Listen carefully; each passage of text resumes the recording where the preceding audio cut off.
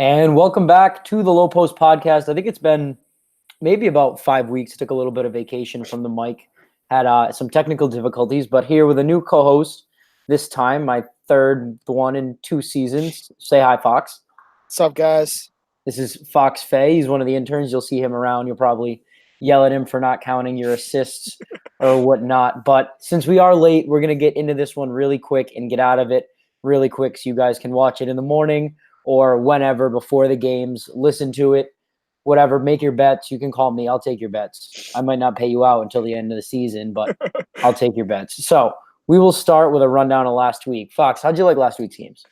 Honestly, not that many close games last week, but some of them were definitely exciting to watch, like that Good U game, Good U putting up 127 points. I mean, definitely some fun games to watch.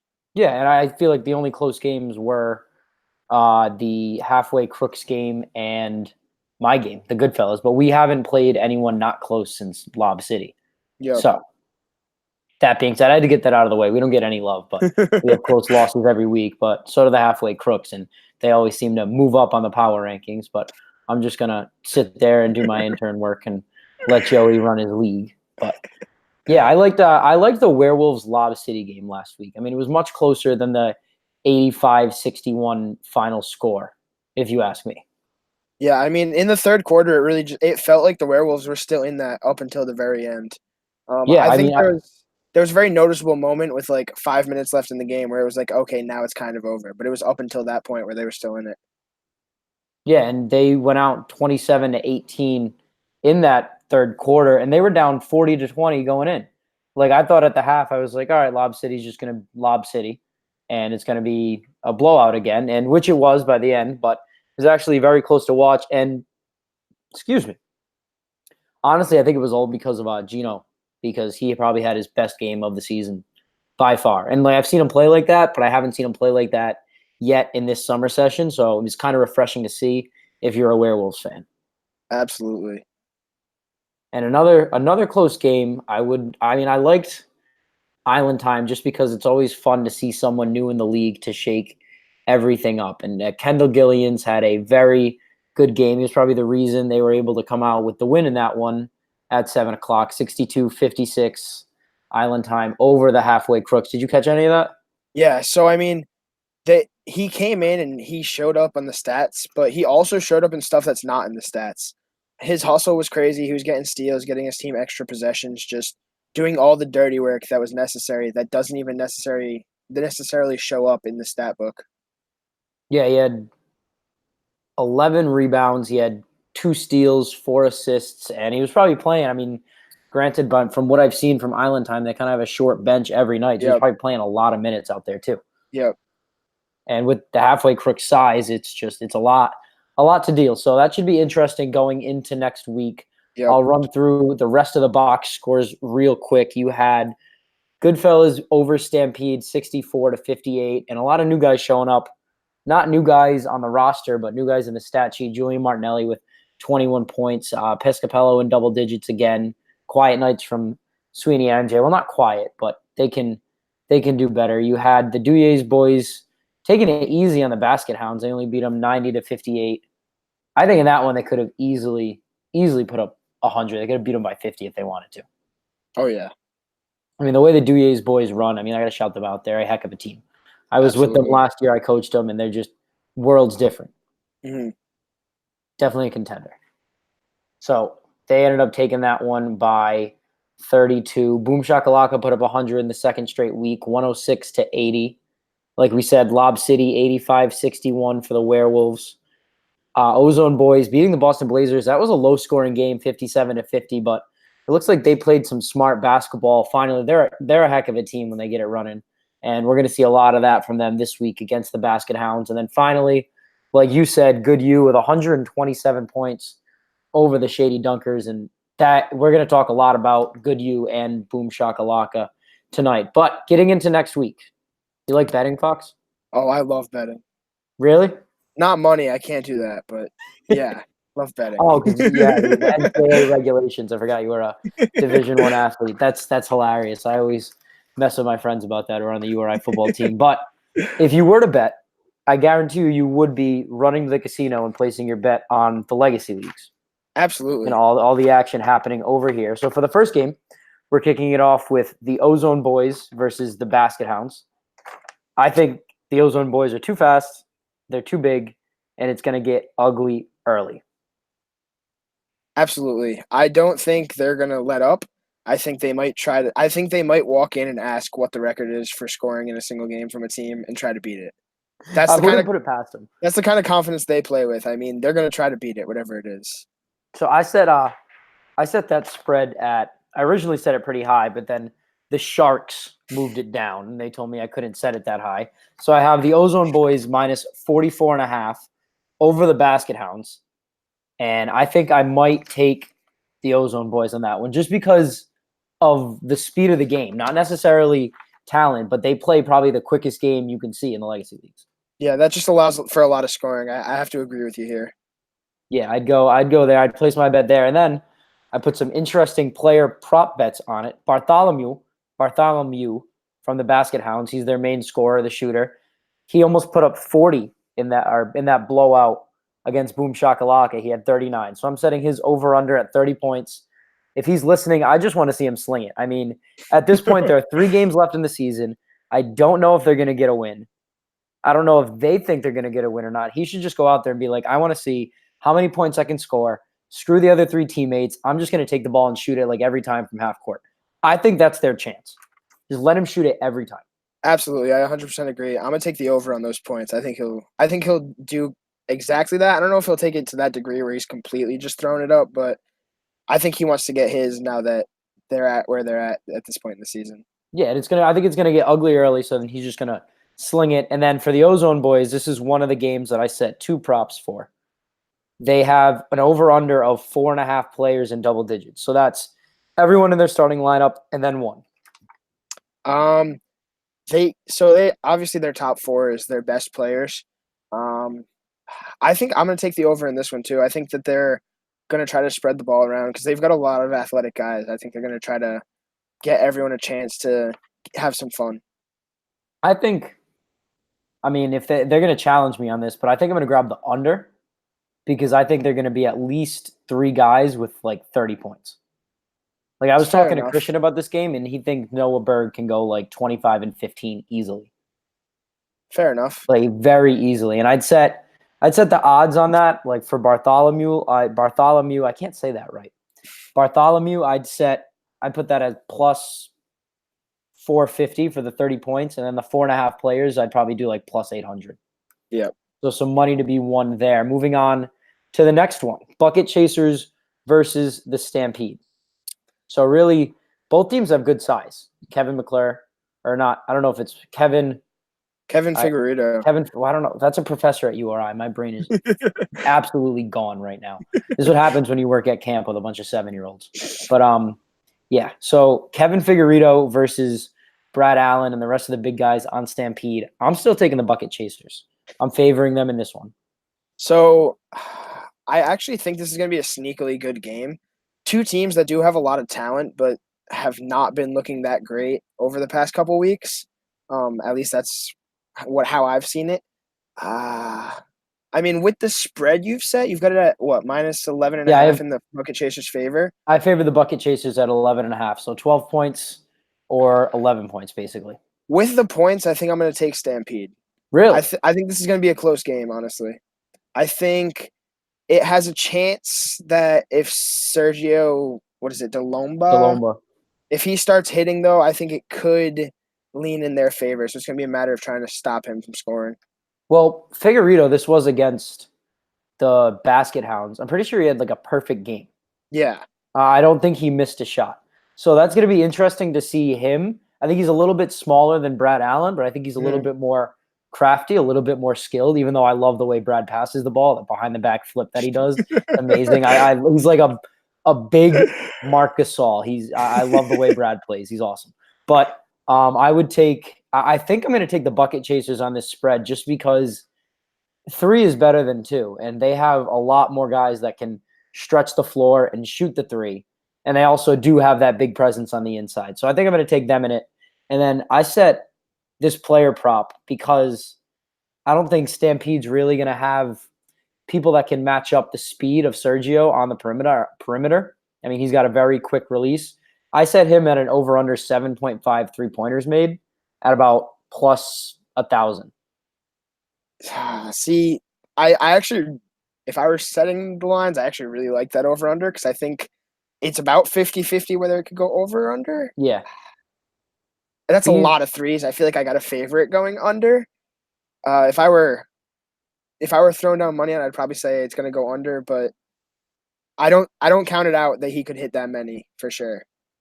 Yeah, the under is definitely favored, but it's not completely impossible. I agree.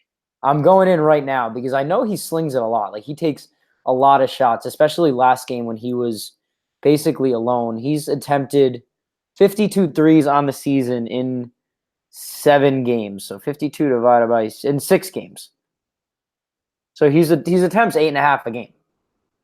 So that's if he throws up 2 or 3 more, makes a couple more than usual. I think he's right there. Stats wise, he's saying it. I think, like I said, I think he's going to end up being probably the difference maker in this game. So it's definitely possible. Yeah, I think Figueiredo is going to be canceled out just with the size that the Stampede has. And I think Sergio is going to be – he is definitely going to be the X factor for the Bucket Chasers, but I don't think they lose this game. I agree. Moving on, this is a good one. This is always a good one. The Werewolves, I don't know if they're going to have Yarcy or not, versus the Halfway Crooks. And I don't know if you know the history behind this, but they've played every season. I think there was an upset in the playoffs. They just always neck and neck. Basically, a lot of their games have been very close. They played each other a lot. They know each other very well. Joey matches up with Gino pretty well. But now the Halfway Crooks have a lot of size. Joey's brother, Matt Zacco's coming this week. I don't know how good he is. But I think it's going to be a very interesting game. And the Halfway Crooks are a lot better than what their record says. For sure. I mean, the Werewolves have been shaky. They've had some really good games. They've had some not so good games. So I guess it kind of depends on which Werewolves show up, really, where this game could definitely go either way. Oh, without a doubt. You got to favor the Werewolves just because of the record and just because of the RPI, their resume. They've beaten better teams. I favor them at 4.5 points just because usually you don't really see 3-point games. Usually they're about like 5, 6, 7. So I favor them at 4.5 points, and I think it's going to be a really good game. And with Gino playing really well last week, I threw him in the player prop with over under 5 3-pointers made just to see if he's still feeling it. Because if he can sling it, the Werewolves take it with ease. With that line, I'm gonna have to take the Werewolves. I think. I just think they've got multiple different players that can score the ball really well, that are kind of more versatile a little bit. Where Gino, yeah, obviously he's throwing up threes, but he can also do other stuff. He can also facilitate when necessary and stuff like that. So I'm going to have to take the Werewolves with the points, and then I'll probably take the over on those 3-pointers made too. Really? You got a lot of faith in Gino. I mean, I'd take the over on those 3-pointers made. I think it's going to be a high-scoring game, but I'm taking the Crooks plus 4.5. I haven't dropped this podcast in 5 weeks. I got to get some love into Joey. No, I'm kidding. I actually think – I mean, you break it down by position. You have Jarrett Hansen – you have Joey. You have Joey's brother, who I assume is okay. And I think that backcourt, if Yarcy's there for the Werewolves, I think it's basically even, depending on if Yarcy's 100%. And then you take Dylan Lincoln and Greg Bell and Kevin. I don't know Kevin's last name. But and those 3 against Heston, Corsi, and Connor, I'd take the Halfway Crooks front court. They're big men. And I just think it's going to be close. The Halfway Crooks might even win this one just because, like you said, you don't know which Werewolves are going to show up. I mean, I got to go out and check the moon. It's definitely possible. Check the moon. It's definitely possible, but I think Heston's too crafty around the rim. Yes. I think he's going to get his. I think he'll go for 30-plus points this game, and I think he'll take over and win the game for the Werewolves. They missed Dave Campbell because he was like Batman to Heston's Batman. Like they were both just – yeah. I mean, that finals game last year was unreal. Talking about the finals game last year, next on my list, Lob City versus the Boston Blazers. So Lob City, They have a loss this year. Usually that doesn't happen. I don't see it happening again. I have them favored in this game. I gave it a pretty high spread just because when it rains, it pours with them. I put 22.5 versus the Blazers. And I think that's going to be a really good game. And I think it has the potential to be a lot closer than that. I also think it has the potential to be a lot worse than that. So I think it will be a pretty close game. The Blazers, I think, are still being written off a little bit. They did lose last week, which was tough, but I actually think they'll try to bounce back off of that, try to be like use that anger to their strength. And I think it'll be a closer game. I still think Lob wins, but I'm gonna take the Blazers with the points there at 22.5. It was. Yeah, that's those. It's like a Gonzaga game.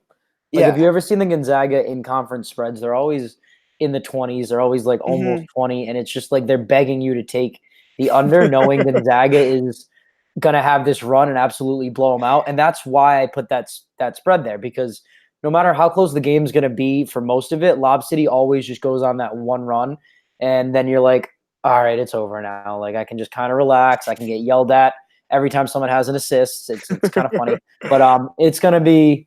I think in the Blazers' favor, if they have Boynton there and James Mitchell, then Nuri Muhammad, I don't have the spelling in front of me. Nuri is going to have himself a night because those are two very dominant bigs. He's going to need help from Vic, which is going to take him away from the perimeter.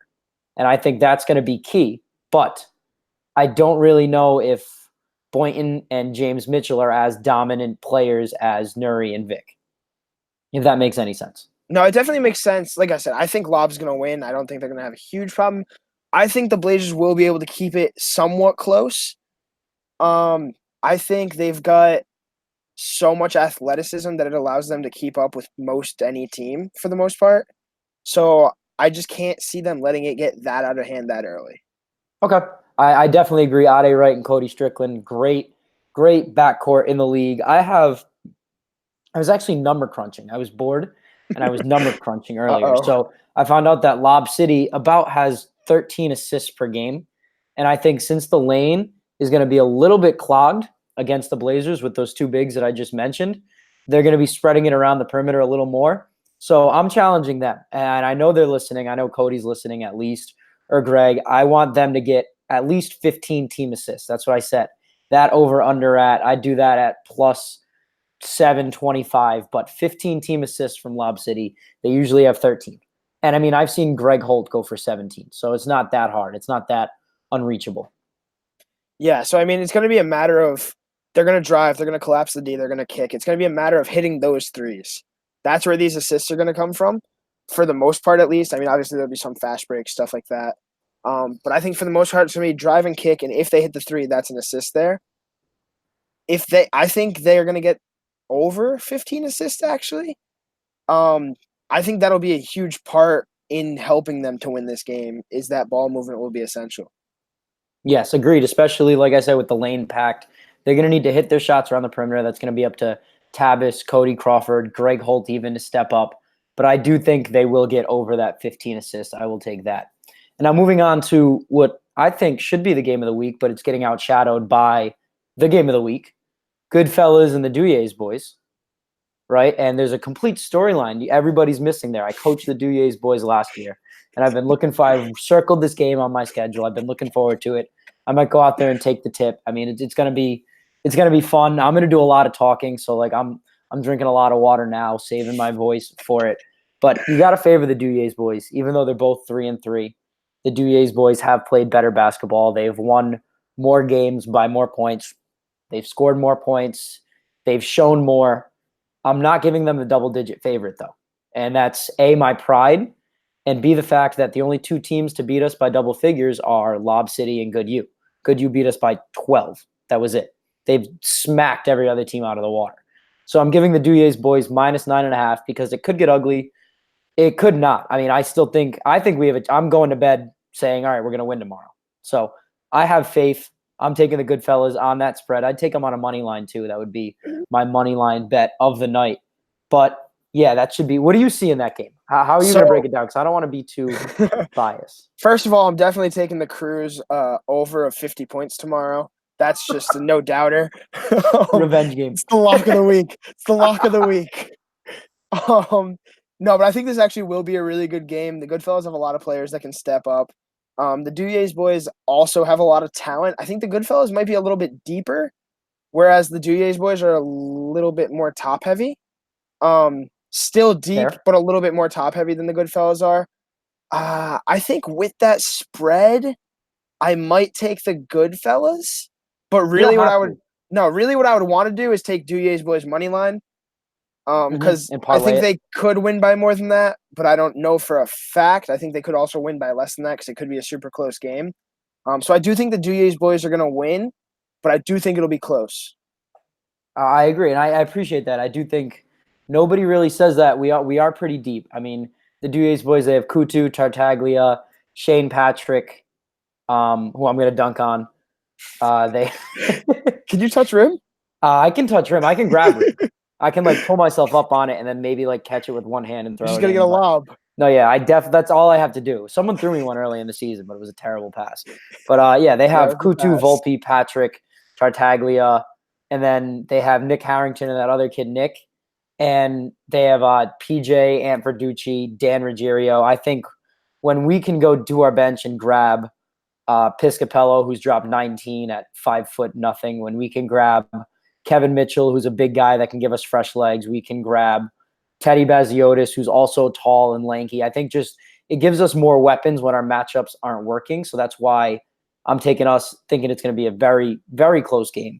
But also, I mean, the Duyes boys, Volpe can shoot. Volpe sees the court probably almost better than anyone in the league. And then Kutu just runs their offense. Patrick's a dominant big. Tartaglia is going to win the dunk contest unless Vic has something to say about it. But I mean, it's going to be a heck of a game. I mean, there'll be people on court 3 and court 1. I mean, even though the game of the week's going to be on court 1, there'll be people on court 3, and I'm going to play too. You'll see.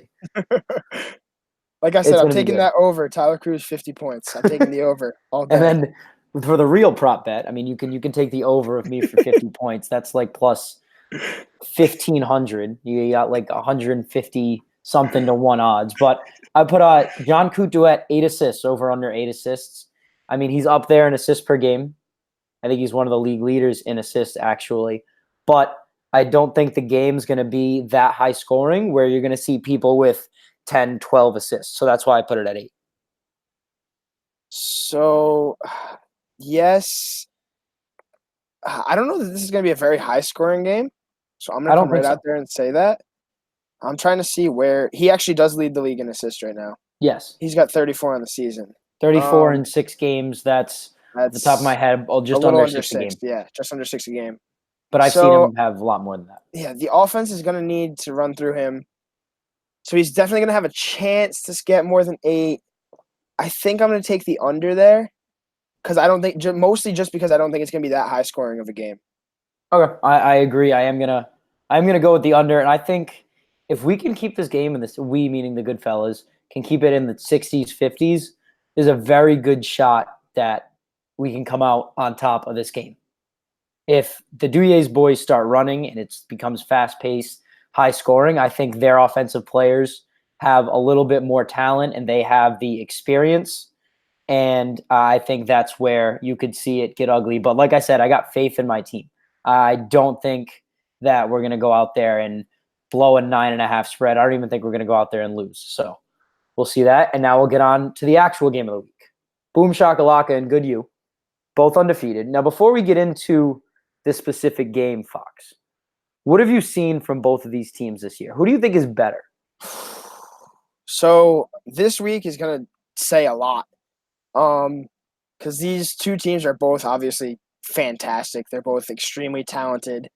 I do think they're a little bit different in the way they go about things. Good U definitely focuses a lot on that team play. They have great chemistry. You can see it from the way they're playing. Their defense is sliding around. Their offense is getting assists. Their offense is making like 10 passes a play before scoring. Looking Spurs-esque, almost, you could say. I like it. Just making all the passes necessary, just getting in all that teamwork. And Boom Shakalaka has a bunch of players that can do it, but they do a lot more ISO, I think. where they have 4 different players or 5 different players that can go ISO ball, but it's a lot more ISO, which obviously it's working. I mean, I'm not hating on either play style. They're both successful. This is going to be a phenomenal game, though, for sure. I can't wait. It's going to be probably one of the best games of the season to watch. I'm a little upset I'm going to miss it, but I do think, like, you're right. They play through Jose Mercado. He's their top scorer every game, whereas Goodhue has a bunch of different guys that can step up and be that A guy, and they're all alike. They're all about, like, 5'9", 5'10", little bulky, little strong. They can jump through the roof. A couple of them can shoot. It's gonna be a very good game, and I think their depth is gonna be what helps them in it. I really don't know who I'm gonna take. I made it a pick 'em. Basically, I did Boom -1, Goodhue +1. But if you think Goodhue is gonna win, you're obviously just gonna take it +1. If you think Boom's gonna win, you're just gonna take a -1. So it is not really much of a spread there because it's such contrasting play styles. They're like two sides of a magnet, and I think it's going to be awesome. I think if Goodhue can pack the lane and they can play team defense better than they play team offense and slow down Mercado, they have a shot at winning this game. A very good shot. Yeah, for sure. I think I'm going to take Boom here. And this might be the hot take here. I don't think Jose Mercado is going to end up being what makes the difference. Obviously, he's going to be huge. He's going to be a factor. But we're kind of ready for that. I think Lucas Martin and Mark Delva, if they can step up and score when the lane's collapsing on Jose, when Jose's getting doubled or Jose's getting all the focus, I think if those other guys can step up and score like they have been actually in the last couple weeks, like they did when they played Lob, they stepped up. I think they each scored like 20 points or something. I don't know the exact number. It might have even been near 30, whatever it was. I feel bad for Lob. They weren't full strength that game, but go on. Yeah, no, I agree. But if they can both step up, I think that's what's going to make a huge difference in this one. And I'm going to take Boom over Goodhue. I'm also going to take Boom, not for any analytical reasons, but because I'm pretty sure Boom pays attention to the podcast and the Twitter, and Goodhue doesn't. I have never seen any Goodhue player talk on the Legacy League social sphere, but I talk to Belleville almost every day. So I'm going to go with Boom on the record here, and I'm going to sleep on it, and my heart's going to tell me who's going to win tomorrow. And that'll probably be right. But yeah, no, for real, I do think Jose Mercado, I mean, the other guys can step up, but if he has a game, that's why Boom's going to win. And chances are he's going to have a game. I set the player prop in this one at him over under 34.5 points. If he goes under, I think Goodhue can win, but I'm taking the over. 34 points. I think that's his average this year, isn't it? It could be. That would be very dumb luck if I wrote the article on Boom last week. That's the only reason I know. Because I included his average. It was either 34 or 35, I think. But anyway, I think I'm going to take the over there. But 38. I think 38. 38. So I do think I'm going to take the over there. But it's going to be a matter. I still think it's a matter of the rest of the team adding on to that. That's really going to be the difference maker in the win or loss. Agreed. And we're both on Boom.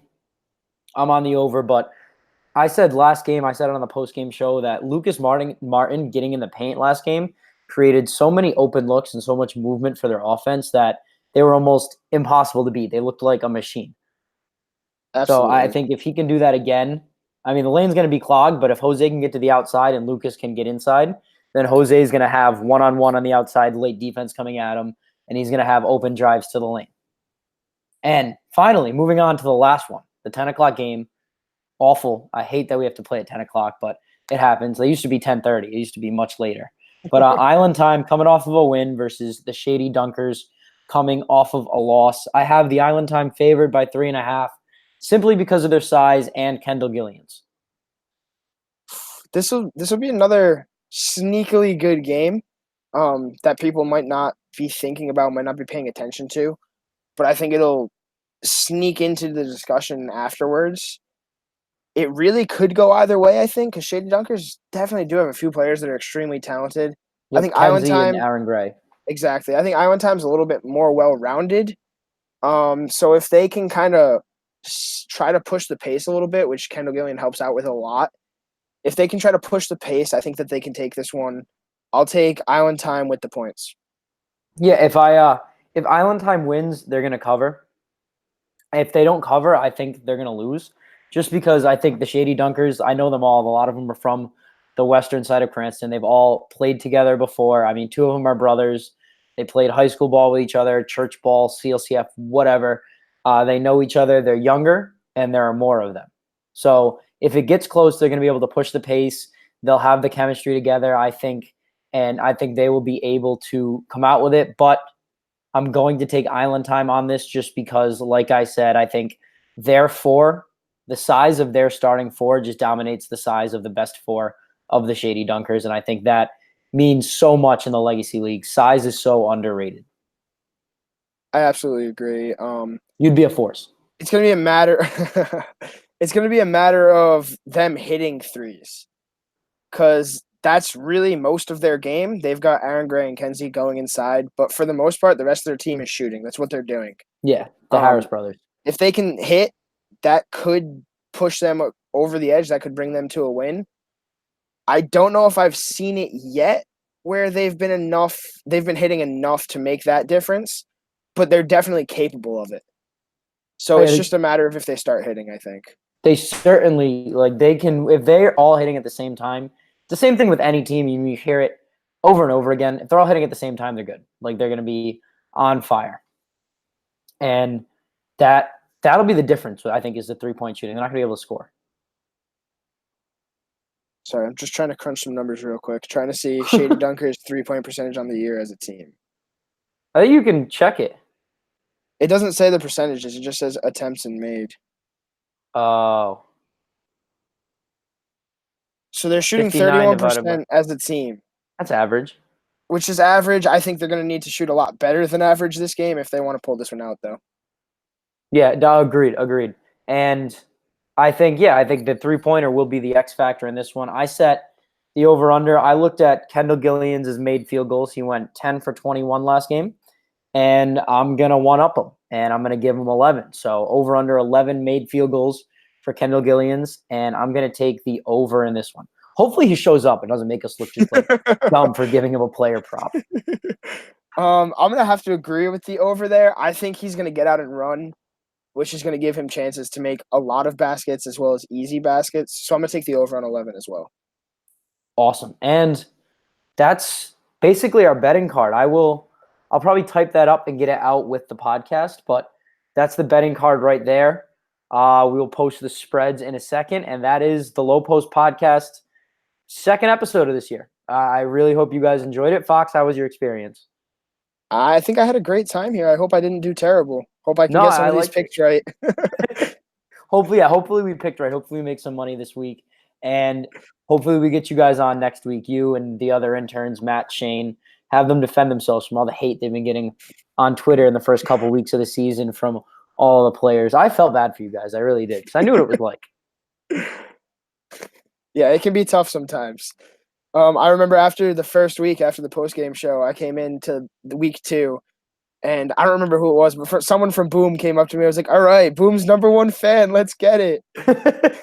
No, they love interacting with, at least some of them. They love interacting with the interns and getting to know them. And it's really fun. It helps the interviews at the end of the game and everything. But that will do it for this episode of the Low Post Podcast.